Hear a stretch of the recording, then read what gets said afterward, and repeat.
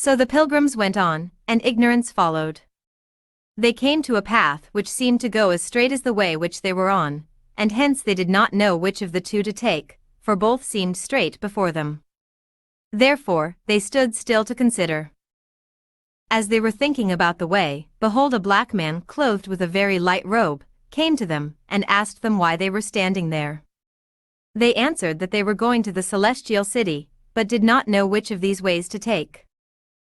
"Follow me," the man said, "I am going there also." So they followed him into the adjoining way, which slowly by degrees turned them away from the celestial city, so that, in a little time, their faces were completely turned away from it, yet they continued to follow him. By and by, before they were aware, he led them into a net, in which they were both so entangled that they did not know what to do. With that, the white robe fell off the black man's back. Then they saw where they were. There they lay crying for some time, for they could not extricate themselves from the net. Then Christian said to his fellow, "Now I see my error. Did not the shepherds bid us to beware of the flatterer? As is the saying of the wise man, so we have found it this day, whoever flatters his neighbor is spreading a net for his feet." Hopeful, they also gave us a note with directions so that we could surely find the way, but we forgot to read it and have wandered into the paths of the destroyer. Here David was wiser than we, for he said, "By the word of your lips, I have kept myself from the paths of the destroyer."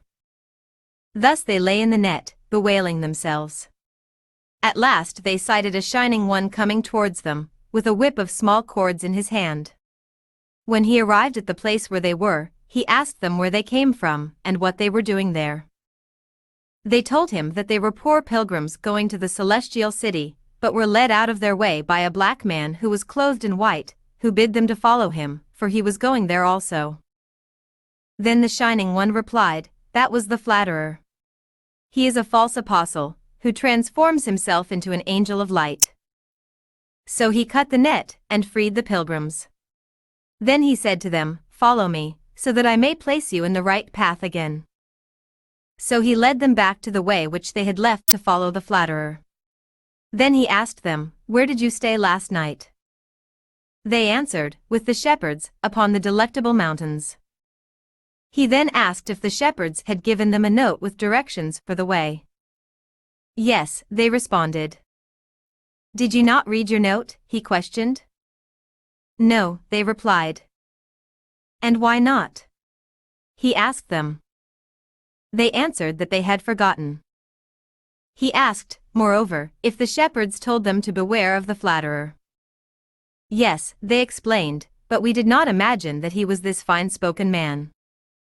Then I saw in my dream that he commanded the pilgrims to lie down. Having done this, he grievously chastised them, to teach them the good way in which they should walk. As he chastised them, he declared, "As many as I love, I rebuke and chasten. Be zealous, therefore, and repent." This done, he bid them to go on their way, and to pay close attention to the other directions which the shepherds had given them. So they thanked him for all his kindness, and went carefully along the right way, singing, "Come here, you who walk along the way, see how pilgrims fare, who go astray.